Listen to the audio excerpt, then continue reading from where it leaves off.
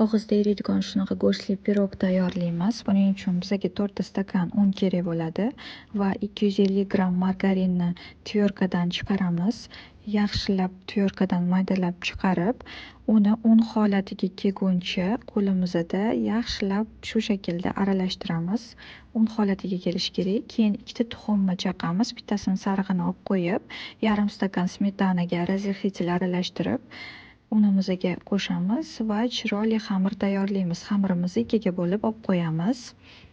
Qiymasiga yarim kilo qiyma, bitta piyoz, ikkita kartoshka kerak bo'ladi. Ularni maydalab, kartoshkani mayda to'rtburchak qilib to'g'rasanglar chiroyli chiqadi, tez pishadi. Unga pripravalarni qo'shib, tuz qo'shib, ozgina yog' qo'shib aralashtirib olamiz. Ikkiga bo'lgan xamirimizni bittasini listga yoyib chiqamiz va ustiga qiymalarni chiroyli qilib yoyib chiqamiz bu shaklda. Keyin ustini ikkinchi xamir bilan yopib, tuxumni sarig'ini surib chiqamiz. Duxovkaga 250 gradusga 20-25 daqiqaga qo'yamiz va pirogimiz tayyor.